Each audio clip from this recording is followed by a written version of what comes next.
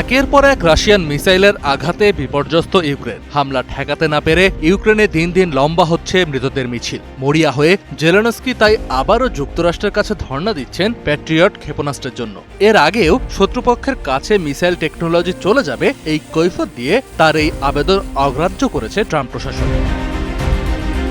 গত বৃহস্পতিবার ভোররাতে কিয়েভ ও আশেপাশের অঞ্চলে ব্যালিস্টিক ও ক্রুজ ক্ষেপণাস্ত্রের পাশাপাশি শতাধিক ড্রোন দিয়ে সমন্বিত হামলা চালায় রুশ বাহিনী। হামলায় একটি হাসপাতাল ও আবাসিক ভবন সহ 2 শতাধিক স্থাপনা ক্ষতিগ্রস্ত হয়েছে। কয়েকটি এলাকা বিদ্যুৎহীন হয়ে পড়ে এবং গুদাম সহ বিভিন্ন ভবনে অগ্নিকাণ্ডের ঘটনা ঘটে। কিলকিৎসি, আমরা কোনো অনুদানের কথা বলছি না, আমরা অস্ত্র কেনার প্রস্তুতি নিয়েই কথা বলছি। এ বিষয়ে বিশেষ করে যুক্তরাষ্ট্রের পক্ষ থেকে প্রয়োজনীয় রাজনৈতিক সিদ্ধান্তের প্রয়োজন। যারা ইউক্রেনকে আত্মরক্ষা ও মানুষের জীবন বাঁচাতে সাহায্য করছেন তাদের সবার প্রতি আমি কৃতজ্ঞ।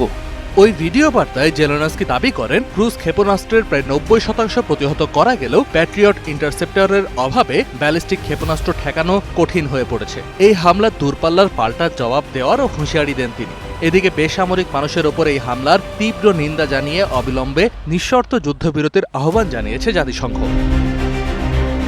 কিয়েভ ও আশেপাশের অঞ্চলে এখনও উদ্ধার কাজ এবং ধ্বংসস্তূপ সরানোর কাজ চলছে। ক্ষতিগ্রস্তদের জরুরি মানবিক সহায়তা দিচ্ছে স্থানীয় প্রশাসন ও জাতিসংঘ। তবে জেলেনস্কির এই আকুল আবেদনের জবাবে ট্রাম্প প্রশাসন কোনো উচ্চবাচ্য এখনও করেনি।